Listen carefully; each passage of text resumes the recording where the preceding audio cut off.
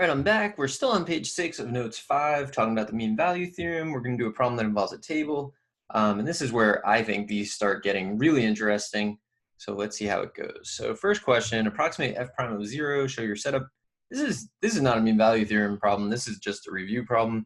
So f prime of 0, f prime of 0, we're going to approximate. So it's really, really important that you use the approximately equal to symbol. It doesn't equal this. This is our best guess. And what we're going to do is we're going to go up to the table, and you find zeros in between what numbers on the table? It's in between -2 and 1. So we'll do the slope of the secant line between those. It's like a generally accepted way of doing it, and that's why we do that. So I'm going to say it's f of 1 minus f of -2 over 1 minus -2. And then that is what? 7 minus 3 is 4 over 3. And that's it. We're done. You don't explain it. You don't do anything like that. The person reading it understands now that you understand how to do it, and you move on. So the setup was that f of 1 minus f of -2 stuff. So we did it. All right. Now, prove that f prime is equal to 0 at least twice on the interval. Show all your work. So it's extremely useful to plot points to motivate your argument. But not to make your argument. So what do I mean by that? Well, if I go over here, I'm going to create a little scatter plot. And we got -2, 1. You don't need anything to be like accurately spaced out on the x-axis. The y values need to be relative to each other. So like 4 has to be above 3 and so on. So it's probably a good idea to actually like make some kind of scale for those. So let's say this is like 8, 4. Like, who puts their scale over here? Like, I regretted it instantly, but it's where it is. All right, so at -2, I need to be at 3, which looks like it's maybe here. Then I need to be all the way up at 7, which is probably over there. And then down to 4 there. And then, so already I can see that since the function increases from -2 to 1, I can use the mean value theorem because the function is continuously differentiable, which means the function is differentiable, which means it's continuous. I can use mean value theorem to show that f prime is positive something here. And then I can use mean value theorem to show that f prime is negative something here. Now, once I have that, I know that the function is continuously differentiable, which means that f prime is also differentiable, which means also continuous, which means I can use the intermediate value theorem potentially to show that f prime must equal 0, because if f prime goes from positive somewhere to negative somewhere, and f prime is continuous, then f prime must have been equal to 0. So I'm going to do that. Where else? Let's see. Let's just continue scatter plotting. At 4, we're at 5. All right, so we went up, and then at 7, we're at 8, so we went up again. So let's just say what we need. So we need these, I think. I think that use the MVT on each of those intervals, and then we'll use IVT to show that f prime must equal 0. That's my game plan, right? So I'm going to do the slope of the secant line, MVT that, slope of the secant line, MVT, slope of the secant line, MVT, then apply IVT. So you're going to have a lot going on. So let's see. So let's get started by saying since f of x is differentiable, f of x is continuous, right? Because that's a fact. Differentiability implies continuity. Therefore, okay, I'm going to say f prime of, so I wish I could get this so that you could see everything. So I'm going to try to like color code. So I'm going to say f prime of C1. We're going to find 3 different C values. F prime of C1, well, we're never going to find them. We're going to reference them, is equal to, so I'm going from -2 to 1. Having trouble zooming there.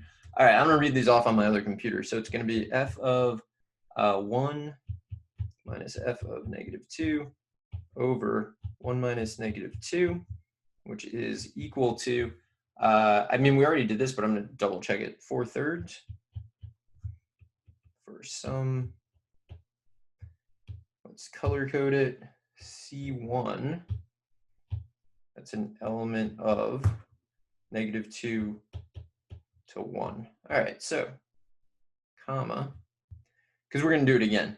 So now we're going to do it on the interval from 1 to 3, and we'll see that we get a negative. So let's say f prime of C2. And what color was I using there? Blue? As if someone's going to answer. I wish somebody was answering. It'd make it a lot easier.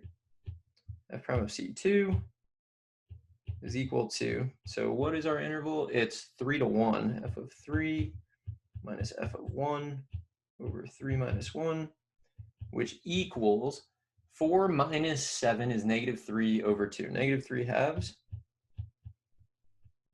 for some C2, which is an element of 1 to 3, comma, we're new it again, f prime of, I think I used this color. Yeah, okay, so we're going from 3 to 4 this time. Ugh, all over the place. F prime of C3 is equal to, so we're going from 3 to 4, f of 4 minus f of 3 over 4 minus 3, which is, that's just 1. So, oh, actually it's 5 minus 4 over 4 minus 3, so it's just 1. And then for some C3, ugh, this is brutal. I mean, it's like, it's a tough write-up, but, you know, we want to do it right. And doing things right isn't always the easiest thing to do. You know, I should have said by MV. I'm going to go back up here where I said therefore. I'm going to put in the by MVT. All of these things are true, so I'll put like a colon by MVT. That, and that. Okay, good. So now, what does this gain us? Well, if we made another thing, it would look like here, here, here.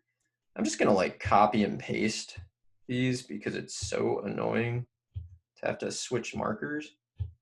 So C1 would be there, and then C2 would be here. Uh-oh, what'd I steal? I don't know what I stole. I'm gonna get rid of that. And then C3 is gonna be here. So they're in order from least to greatest. And how do we know that? Well, C1 is stuck between negative 2 and 1. C2 is stuck between 1 and 3. C2 must be bigger than C1. And then the same logic is true for C3 relative to C2. So we know that that's happening. And then we know that we're positive, and then negative, and then positive. So whatever f prime looks like, and we don't really know, but whatever it looks like, we know that there's a sign change for f prime between C1 and C2. We know there's a sign change between C2 and C3. Since we know that f prime is differentiable, f prime is continuous, so we can apply the intermediate value theorem. So that's what we're going to do. All right, so we're going to say, since f is continuously differentiable, f prime is differentiable. So f prime is continuous. All right, now that's important because I'm about to use the intermediate value theorem. So what I'm going to do is I'm going to say, and I'm not going to use colors this time, I'm just going to say f prime of C2 is less than 0, is less than f prime of C1. Therefore, by IVT, f prime of x equals 0 for some x element of C1 to C2. So like I have very little idea where this x coordinate is. But I do know it's between C1 and C2, and I do know that it happens. And then I can use the same logic between C2 and C3.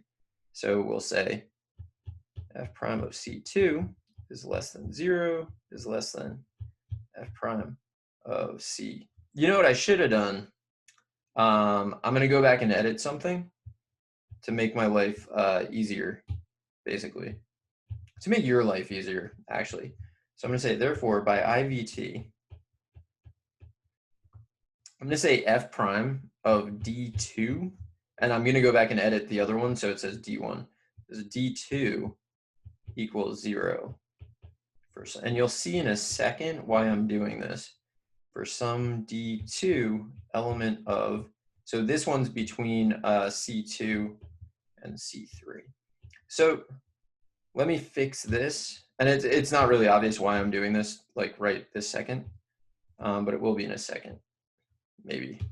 So this I'm making D1, and this is D1.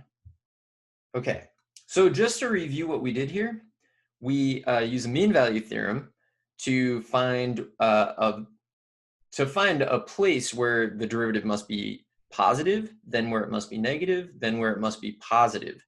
Then we looked at that and we kind of thought, well, if that's happening and the function's continuous, we don't know what it looks like, but there must be sign changes. And when there are sign changes, there must be zeros by the intermediate value theorem. So that was a good deal.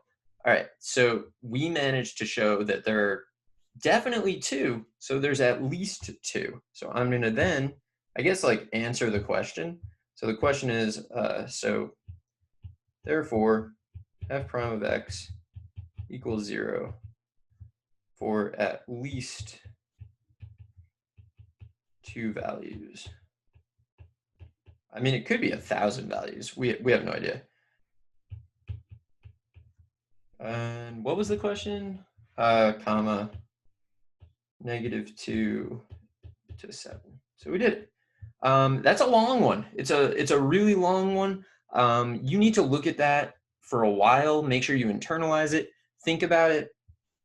We based a lot of it on 2 different scatter plots.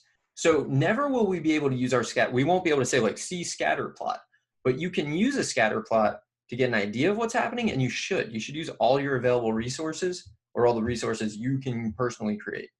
Okay, so why did I make that edit? Well, I made that edit because I kind of read ahead to part C as I was writing. I was like, prove that f double prime equals 0.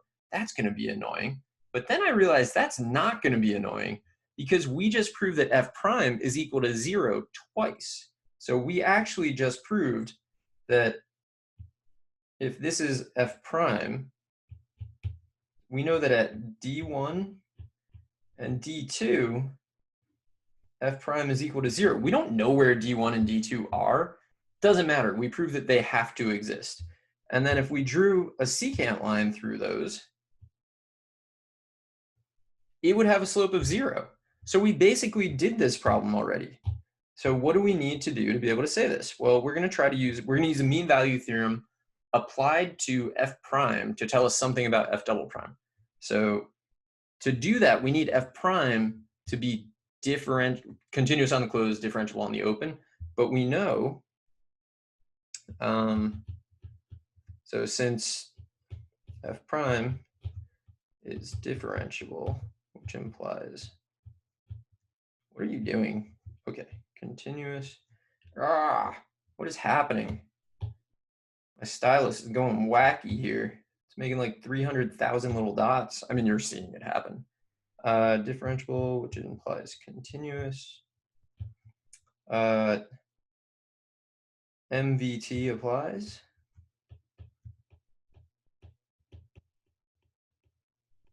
Okay, so we can apply the mean value theorem. So, okay. Therefore, by MVT, f double prime of C equals f prime of, remember we're going to use D2 and D1 from our previous problem, which we're definitely allowed to carry through.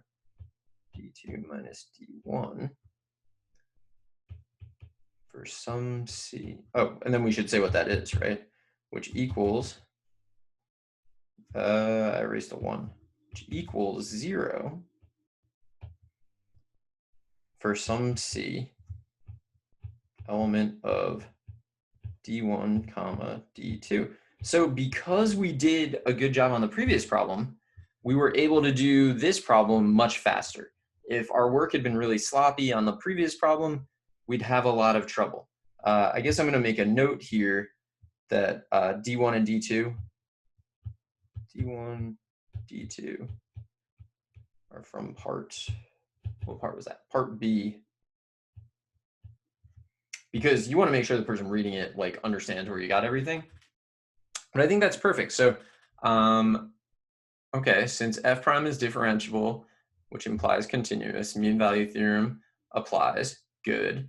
Therefore, by mean value theorem, so I guess what I really probably would have done if I could do it again is I would have said f double prime of C equals blah, blah, blah, blah, blah, blah. And then at the end, I would have said by mean value theorem. Whatever, it's a clause. You can pick it up and move it. There's not necessarily a right place. There are definitely wrong places, but neither the beginning nor the end would have been like the wrong place. It's just a little clunky, but I think I'm happy with it. So I'm going to stop this here. I'll come back in another video and we're just going to keep going. So I will see you then.